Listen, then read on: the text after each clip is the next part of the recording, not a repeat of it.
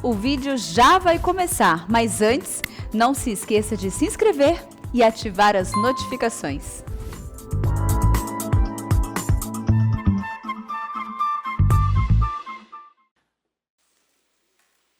Meus irmãos, nós vamos abrir a palavra de Deus no livro de Malaquias, capítulo 3. Malaquias, capítulo 3, versos 6 a 12. Malaquias 3, 6 a 12. Esse texto diz o seguinte: Porque eu, o Senhor, não mudo, por isso vós, ó filhos de Jacó, não sois consumidos. Desde os dias de vossos pais vos desviastes dos meus estatutos e não os guardastes. Tornai-vos para mim e eu me tornarei para vós outros, diz o Senhor dos Exércitos. Mas vós dizeis, em que havemos de tornar? Roubará o homem a Deus? Todavia vós me roubais e dizeis, em que te roubamos? Nos dízimos e nas ofertas. Com maldição sois amaldiçoados, porque a mim me roubais, vós a nação toda. Trazei todos os dízimos à casa do tesouro, para que haja mantimento na minha casa. E provai-me nisto, diz o Senhor dos Exércitos, se eu não vos abrir as janelas do céu e não derramar sobre vós bênçãos sem medida. Por vossa causa repreenderei o devorador, para que não vos consuma o fruto da terra. A vossa vide no campo não será estéril, diz o Senhor dos Exércitos. Todas as nações vos chamarão felizes, porque vós sereis uma terra deleitosa, diz o Senhor dos Exércitos. Amém. Eu quero tratar do tema um chamado à restauração. Bom, acho que todos vocês têm plena ciência de que o livro de Malaquias é um livro pós-cativeiro babilônico. Jerusalém foi tomada pelos caldeus em 586 a.C. O povo passou na Babilônia 70 anos no cativeiro e retorna da Babilônia em 3 turnos. Primeiro sob a liderança de Zorobabel para a construção do templo, depois sob a liderança de Esdras para ensinar a lei de Deus, e mais tarde, no ano 444, sob a liderança de Neemias para a reconstrução dos muros da cidade.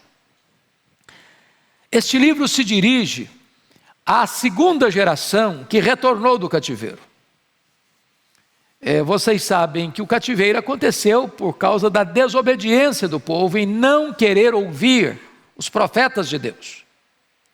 Então, Deus disciplina o seu povo. Deus usa a Babilônia como vara da sua ira para disciplinar o seu povo, mas Deus não desiste do seu povo. Aqueles que com truculência açoitaram com rigor desmesurado a Israel, foram banidos, varridos da história. Mas o povo pequeno, frágil, massacrado, foi recuperado e restaurado por Deus. Este livro, ele foi escrito como que numa dialética, como se Deus chamasse o seu povo para um tribunal. E eu chamo a sua atenção para o fato de que várias vezes Deus conclama o povo e o povo retruca a Deus. Eu queria, num breve exercício, mostrar isso para você. Porque todo o livro está dentro desta toada, dentro desta metodologia. Veja comigo o capítulo 1, verso 2. Eu vos tenho amado, diz o Senhor, mas vós dizeis, em que nos temos amado? Deus faz uma declaração, o povo questiona a Deus. Não foi Esaú, irmão de Jacó, diz o Senhor, todavia amei a Jacó. Segunda dialética, olha aí comigo o capítulo 1, versículo 6. O filho honra o pai e o servo o seu senhor. Se eu sou pai, onde está a minha honra? E se eu sou o Senhor, onde está o respeito para comigo? Diz o Senhor dos Exércitos a vós outros, ó sacerdotes que desprezais o meu nome. Vós dizeis, em que desprezamos nós o teu nome? Deus faz uma afirmação, o povo põe em xeque a declaração de Deus. Terceiro momento, olha comigo capítulo 1, versículo 7. Ofereceis sobre o meu altar pão imundo, e ainda perguntais, em que te havemos profanado? Nisto que pensais, a mesa do Senhor é desprezível. Quarta declaração, capítulo 2, verso 14, olha aí. E perguntais, por quê? Porque o Senhor foi testemunha da aliança entre ti e a mulher da tua mocidade, com a qual tu foste desleal, sendo ela tua companheira e a mulher da tua aliança. Olha comigo, 2,17. Enfadais o Senhor com as vossas palavras, e ainda dizeis, em que te enfadamos, ou que o enfadamos? Nisso que pensais, qualquer que faz o mal passa por bem aos olhos do Senhor, é desses que ele se agrada. Ou onde está o Deus do juízo? Capítulo 3, versículo 7. Desde os dias de vossos pais vos desviastes dos meus estatutos e não os guardastes. Tornai-vos para mim, e eu me tornarei para vós outros, diz o Senhor dos Exércitos. Mas vós dizeis, em que havemos de tornar? Penúltimo lugar, capítulo 3, versículo 8. Roubará o homem a Deus? Todavia vós me roubais e dizeis, em que te roubamos? Nos dízimos e nas ofertas. Último lugar, 3,13. As vossas palavras foram duras para mim, diz o Senhor, mas vós dizeis, que temos falado contra ti? Perceberam isso? Deus declara, o povo questiona a declaração de Deus. É como se estivesse num tribunal, num julgamento, numa interrogação. Pois bem, queridos irmãos, se você percebeu, este livro trata desta segunda geração que voltou do cativeiro, e esta segunda geração que volta, tem o templo, tem o culto, tem os sacrifícios, tem os sacerdotes, está tudo funcionando externamente, mas perderam a vida, perderam a santidade, perderam a reverência, perderam o temor, perderam o coração sensível à voz de Deus, substituíram o relacionamento com Deus por formalismo religioso. Então, este livro todo é um chamado à restauração desta geração que se desviou. E esse chamado à restauração não é apenas uma coisa pretérita, passada, mas é um chamado para você e para mim ainda hoje. E eu gostaria então de considerar algumas lições preciosas. Primeiro, a restauração está fundamentada no caráter imutável de Deus. Olha o verso 6 comigo. Porque eu, o Senhor, não mudo, por isso vós, ó filhos de Jacó, não sois consumidos. Irmãos, a segurança da nossa vida está fundamentada no caráter imutável de Deus. Sua segurança não é porque você é forte, porque você é fiel, porque você é santo, porque você é piedoso, não. Você e eu claudicamos também. Mas Deus não muda. Sua palavra não muda. Suas promessas não mudam. A sua aliança não muda. E é por causa desta imutabilidade de Deus é que nós não somos consumidos. Deus permanece fiel a si mesmo, à sua palavra, às suas promessas. Segunda coisa que eu chamo a sua atenção é que a restauração está disponível mediante um convite gracioso de Deus. Confira comigo o verso 7. Desde os dias de vossos pais vos desviastes dos meus estatutos e não os guardastes. Tornai-vos para mim e eu me tornarei para vós outros, diz o Senhor dos Exércitos. Então eu chamo a sua atenção para 4 pontos aqui. Primeiro, a paciência perseverante do restaurador. Desde os dias de vossos pais vos desviastes dos meus estatutos e não os guardastes. O que ele está dizendo aqui?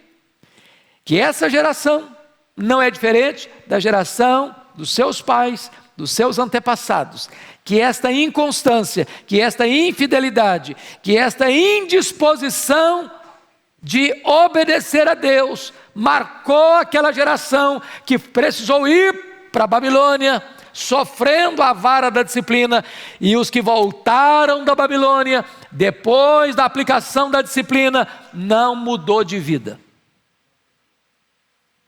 Deus tem que ser paciente com a gente, não?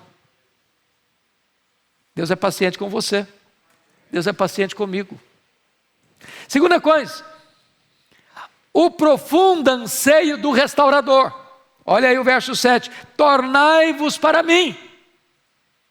Irmãos, Deus é quem toma a iniciativa da reconciliação. É o ofendido que procura o ofensor. Já imaginaram isso? Deus estava em Cristo reconciliando consigo o mundo. É Deus quem vai ao seu encontro e chama você para Ele. Tornai-vos para mim. Deus é a fonte da vida. Deus é a fonte da salvação. Deus é a fonte da alegria. Deus é a fonte da vida plena. E Ele está dizendo, olha, não fique vivendo nesse marasmo, não fique vivendo nesse território cinzento da desobediência aos meus estatutos. Voltem para mim, voltem para mim. Terceiro lugar, a dinâmica relacional do restaurador. Ele diz assim, tornai-vos para mim e eu me tornarei para vós outros, diz o Senhor dos Exércitos. A relação com Deus, irmãos, não é relação de religião, de ritos sagrados, de cerimônias. Vocês se lembram como os fariseus começaram a tornar a vida religiosa, cristã, com uma série de ritos, com uma série de regras, com uma série de preceitos e mais preceitos, e foram acumulando preceitos e regras e mais regras, e regras e mais regras, e de repente a vida cristã se tornou um peso, um fardo. Cristianismo é muito mais, irmãos, do que dogmas, do que um elemento de regras, de crença, de fé, de teologia, de coisa que você aprende e que você assimila intelectualmente. Cristianismo é sobretudo relacionamento, é comunhão com Deus. Tornai-vos para mim e eu me tornarei para vós outros, diz o Senhor dos Exércitos. Se você buscar a Deus, você encontra Deus. Se você for na direção dEle, Ele vai na sua direção. Mas mais ainda, irmãos, notem vocês comigo a insensibilidade espiritual do povo, porque diante desta afirmação de Deus, olha a insensibilidade em que havemos de tornar. Pior do que a desobediência é a incapacidade de se perceber que está desobedecendo.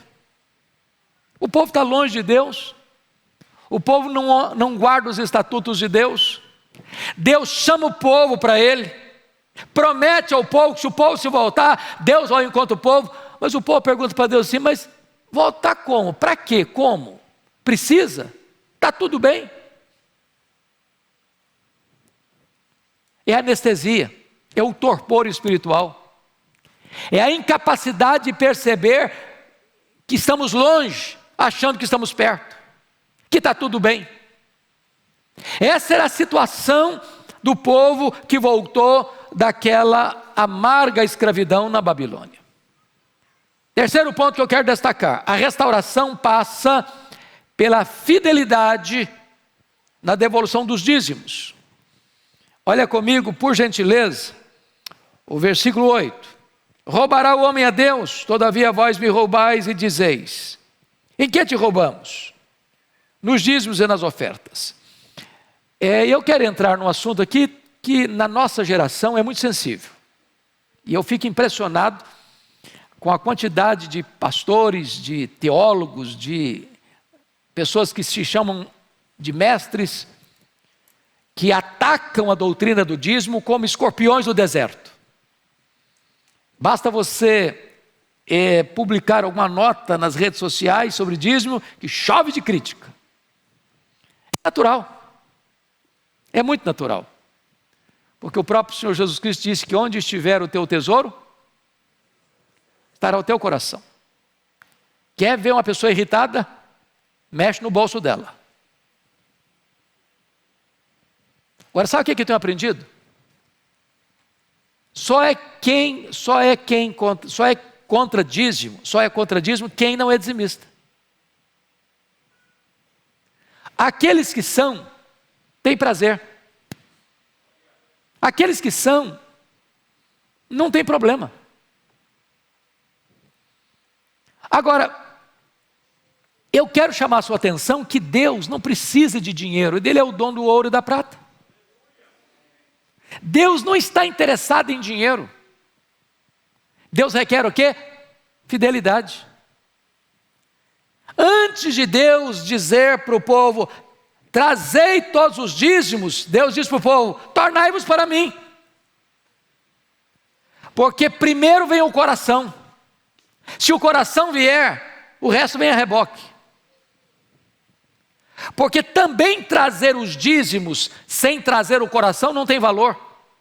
Esse foi o problema dos escribas e fariseus. Ai de vós, escribas e fariseus, disse Jesus, que dais o dízimo do endro, da hortelã e do cominho, e negligenciais o principal da lei, a justiça, a misericórdia e a fé. O dízimo não é um amuleto espiritual. O dízimo não é uma blindagem espiritual. Eu sou dizimista, agora estou blindado.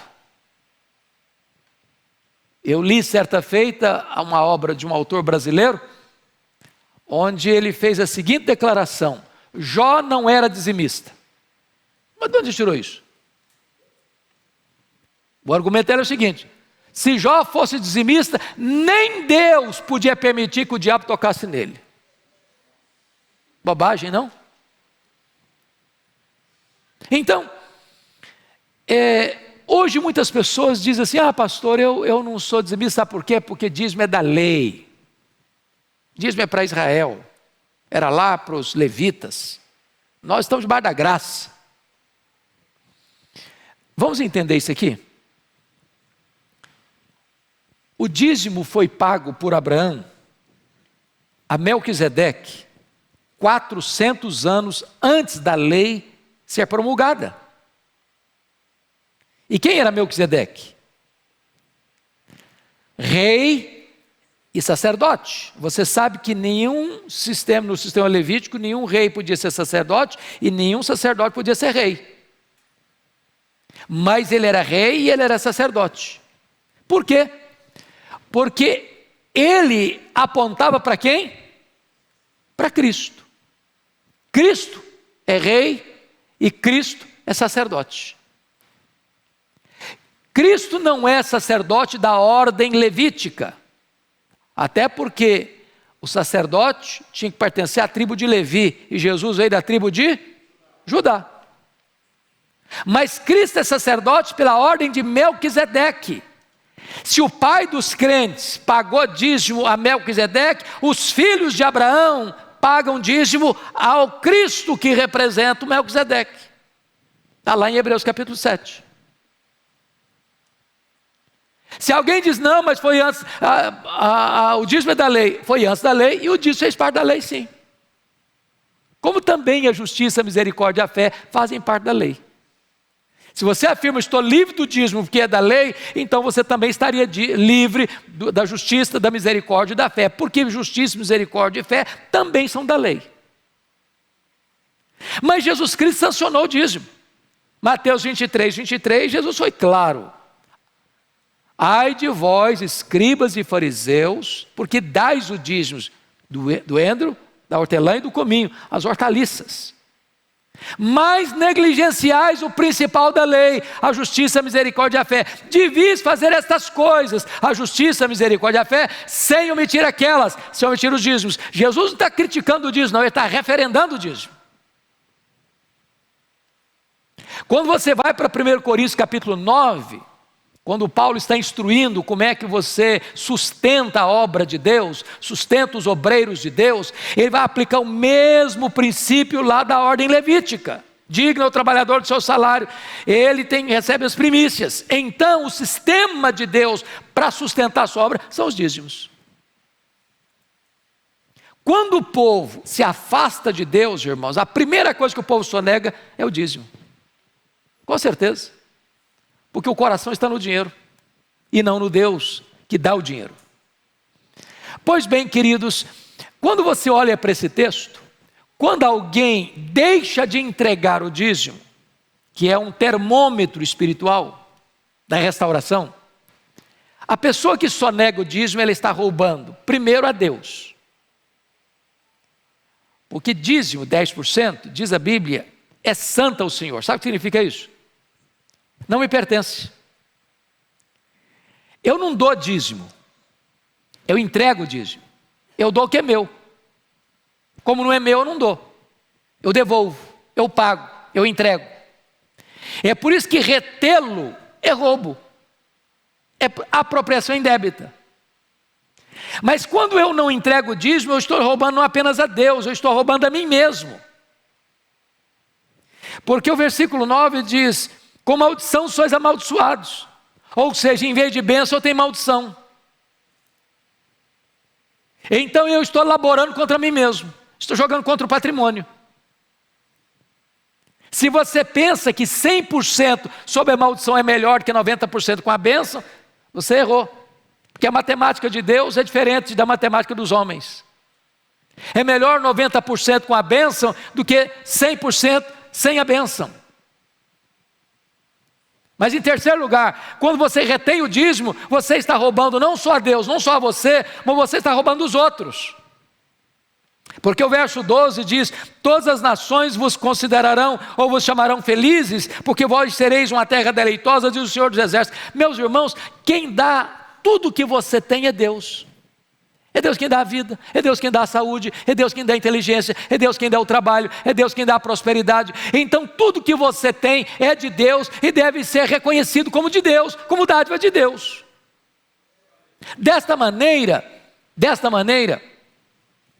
quando você é fiel a Deus, Deus tem promessas. Quando você é infiel a Deus, tem disciplina. Se você é fiel a Deus, Deus vai abençoar outras pessoas por seu intermédio. Então você reter o dízimo de Deus é você trazer falta de benefício, até juízo para as pessoas, quando elas poderiam estar sendo abençoadas por meio da sua vida. Agora entenda uma coisa. O texto está nos mostrando aqui 5 problemas ou 5 erros com respeito a essa prática. Primeiro erro é reter o dízimo. Versículo 8. Você pode ler o 8 comigo? Vamos juntos? Roubará o homem a Deus? Todavia vós me roubais e dizeis: em que te roubamos? Nos dízimos e nas ofertas. Então, reter o que não é nosso é roubo. É apropriação indébita. Eu não posso reter. Não é meu, é santo ao Senhor. É um emblema. É um símbolo de que eu dependo de Deus e de que eu sou fiel ao Deus que me sustenta. Segundo lugar, segundo pecado, não é apenas reter, é subtrair. Olha o verso 10: trazei todos os dízimos à casa do tesouro. Eu já passei em algumas igrejas, achei muito curioso, porque eu vi uma faixa há pouco tempo, numa igreja estava escrito o seguinte: nós estamos dando desconto nos dízimos.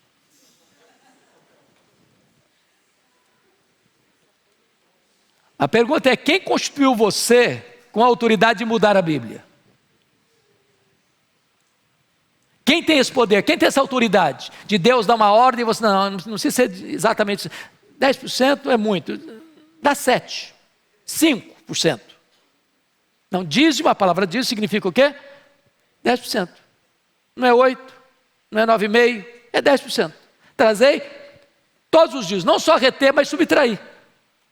Lembra da história lá dos nossos irmãos, de Atos capítulo 5? O que aconteceram lá? Venderam a propriedade e retiveram, Ananias e Safira, parte do valor.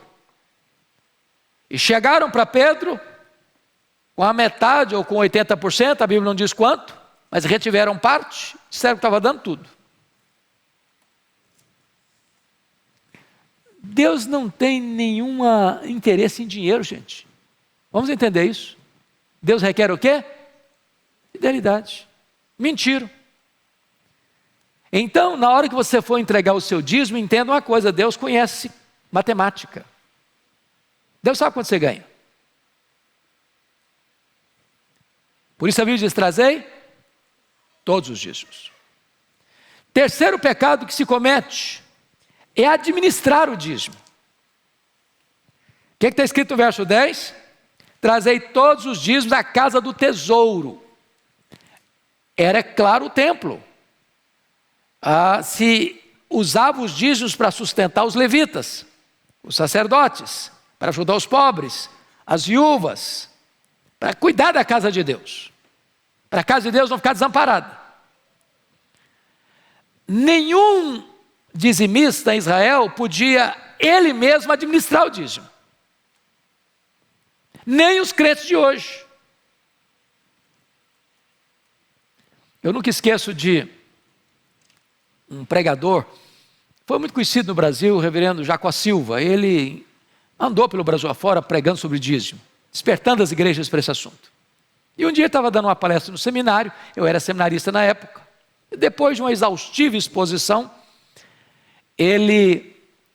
um seminarista levantou e disse assim: ô reverendo, eu sinto no meu coração que eu devo administrar meu dízimo da seguinte maneira: eu dou 5% na igreja que eu sou membro, eu dou 2% para uma igreja mais pobre do meu bairro, e eu dou 3% para os índios, lá das florestas que trabalham missionário lá. Aí o pastor olhou bem para ele e falou: meu filho, você sentiu errado, pode sentar. Eu não tenho que sentir, eu tenho que obedecer. Algumas pessoas, mas eu não entrego o dízimo porque eu não confio muito bem na administração da igreja e tal, etc. Falou: olha, seu papel é ser fiel. O papel de quem recebe o dízimo é administrar com fidelidade. Se eles não estão administrando com fidelidade, vão dar conta para Deus. Aliás, só uma palhinha aqui, muito importante ser dita. Louvado seja Deus, não há nenhuma arrogância com isso, mas transparência. A Igreja Presbiteriana do Brasil, via de regra, eu não conheço nenhuma exceção, cada centavo que entra é auditado. Se sabe para onde vai, sabe o que foi feito. Qualquer membro da igreja pode chegar e perguntar, e ter informação.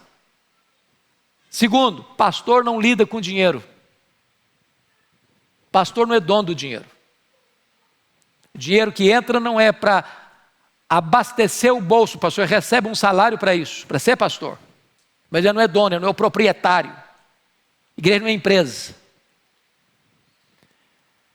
Trazei todos os dízimos. Eu não posso administrar, eu preciso entregar. A igreja vai administrar. Mas mais, olha outro erro que se comete, é subestimar o dízimo. Olha o versículo 8b. Em que te roubamos? Em que te roubamos? E Deus responde: nos dízimos e nas ofertas. Em outras palavras, para eles isso era um assunto secundário, não era uma coisa importante. Às vezes é um crente batuta, com bom conhecimento bíblico, com muitos dons, com muita eloquência, com muita capacidade de influência, mas não é fiel. Na devolução dos dízimos, Deus está dizendo o seguinte: não subestime esse assunto não, leve a sério. Ô, irmãos, eu sou pastor há 39 anos, eu nunca vi um crente fiel, dizimista, que ao longo da sua vida disse: rapaz, eu entrei numa furada. Depois que eu comecei a ser dizimista, minha vida financeira bagunçou, eu fiquei mais pobre, só dei para trás, só dei marcha ré, eu fiz bobagem. Nunca vi. Sabe por quê? Porque Deus é fiel. Porque a palavra de Deus não falha. Deus promete abençoar, Deus promete abrir as janelas dos céus, Deus promete repreender o devorador, Deus promete que você vai ter uma terra deleitosa. Até porque, meus irmãos, as bênçãos de Deus não são apenas materiais, não. As bênçãos de Deus são sobretudo espirituais, e nós já somos abençoados com toda a sorte de bênção em Cristo Jesus nosso Senhor. O quinto problema, o quinto pecado, o quinto erro com respeito ao dízimo é superestimar o dízimo. O problema dos fariseus. Eles achavam o seguinte: se eu for dizimista, posso fazer o que quiser que estou blindado. Se eu for dizimista, o diabo não chega nem perto de mim. Não, dízimo não é salvo-conduto, não. Não é salvo-conduto. Eu preciso ser fiel a Deus, andar com Deus, ser grato a Deus. certo de que Deus vai cuidar de mim e da minha descendência. Então, eu queria objetivamente concluir, olhando aqui com você 4 promessas para os dizimistas. Primeira promessa, está aí no versículo 12. Aliás, está no versículo 10. E provai-me nisto, diz o Senhor dos Exércitos, se eu não vos abrir as janelas dos céus, ou do céu, e não derramar sobre vós bênção sem medida. Deus promete abrir as janelas dos céus. Você crê nisso, irmão? Que Deus é fiel para cumprir isso? Quem tem bênção para dar é Deus. E quando Deus abre a janela do céu, não tem como um homem impedir que essa janela seja aberta. Não tem como ninguém impedir que essa bênção chegue. Ela não vem de homens, ela não vem de instituições humanas, ela não vem de concílios eclesiásticos, ela não vem de líderes espirituais, ela vem do próprio Deus. Segunda promessa, versículo 12. Derramar sobre vós bênção sem medida. Sabe o que é bênção sem medida? É transbordante, que transcende, que vai além da expectativa. Para pensar um pouquinho agora na sua salvação. Quanto custou a sua salvação? Qual o preço dela? Se você acha que você não é abençoado, quanto valeu a sua salvação? Quanto custou a sua salvação? Deus pagou tudo. Deus pagou com o preço do sangue do seu filho.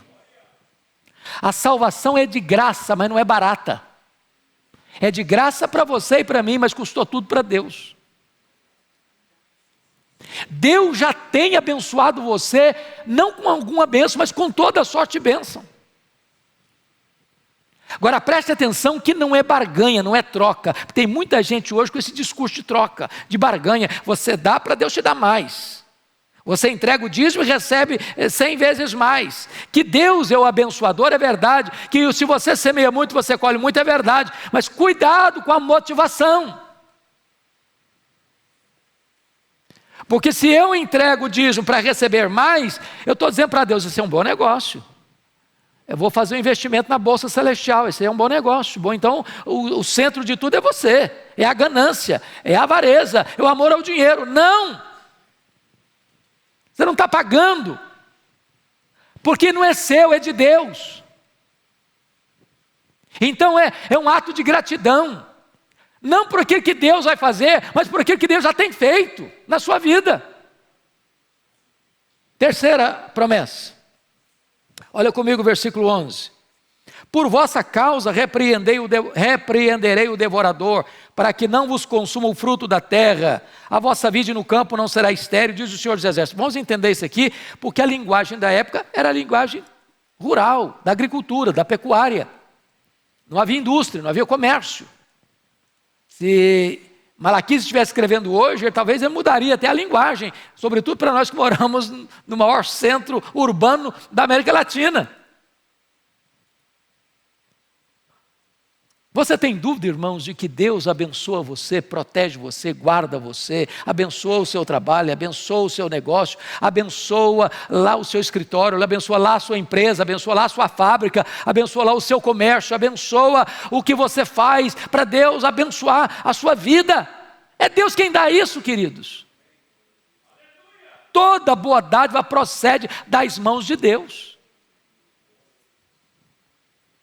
Mas notem vocês, quarta e última promessa, que eu quero destacar, versículo 12. Vida feliz. Todas as nações vos chamarão o quê? Felizes. Se existe um povo feliz, é o povo crente, não? Aliás, segundo Deuteronômio, é o povo mais feliz da terra. Feliz és tu, ó Israel. Quem é como tu? Não dá para ser crente cabisbaixo não, irmão. Dá para ser crente assim, cara comprida, não. Parece chupar o limão o dia inteiro. Vive murmurando, vive reclamando da vida. Não, crente é uma pessoa feliz. As pessoas têm que olhar para você e dizer, que cara feliz, que moça feliz, que mulher feliz, que homem feliz. Eu quero saber o segredo da felicidade. E você pode dizer, eu sei, eu vou te contar. O segredo da minha felicidade é Jesus. Ontem, uma pessoa me procurou para uma entrevista aqui no templo e diz, olha, está a pandemia aí, essa crise toda aí, essa problemática toda aí. Dá para ser feliz? Falei, dá. Sabe por quê? Porque felicidade não é circunstância, felicidade não é sentimento, felicidade tem nome, felicidade é uma pessoa, a nossa felicidade é Jesus. Se você tem Jesus, você é feliz. Então, meus amados, eu quero concluir dizendo o seguinte, quando nós pregamos sobre dízimo, a motivação não é engordar o caixa da igreja, embora igreja precise de dinheiro. Eu nunca esqueço de uma palavra do pastor Jeremias. Ele estava, um pastor da igreja estava falando da hora do dízimo, entregando, falou, meus irmãos, tem que trazer com alegria, etc e tal, e se você não tiver alegria também não traz. O pastor levantou e falou, meus irmãos, vamos fazer o seguinte, nós temos que pagar as contas, então se você estiver chateado, entrega a si mesmo.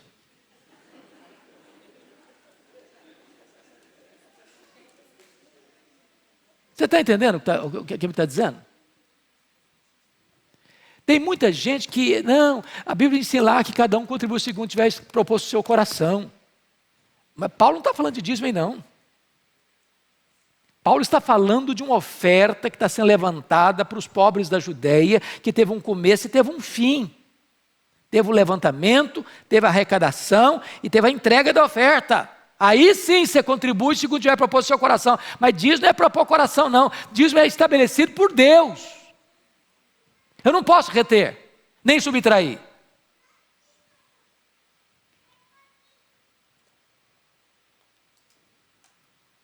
Então o que eu aguardo de cada um de nós aqui nesta noite, irmãos, é que Deus quer restaurar a nossa vida. E Ele está dizendo para você e para mim, olha, não seja como os que viveram lá atrás, que foram infiéis, que não obedeceram os estatutos. Dá uma guinada, dá uma virada na mesa. Nós temos que seguir a geração passada no que acertaram, não no que erraram. Quem não aprende com os erros dos outros, está fadado a repeti-los. Então, se os nossos antepassados desobedeceram os estatutos de Deus, nossa geração vai obedecer. Se os nossos antepassados retiveram os dízimos, nós vamos devolvê-los. Se a geração passada fechou os céus, porque os nossos pecados fazem separação entre nós e Deus, nós vamos nos acertar com Deus, nos arrepender, nos voltarmos para Deus, para que as janelas se abram. Que Deus nos ajude, queridos, a sermos fiéis ao Deus fiel à nossa vida. Amém.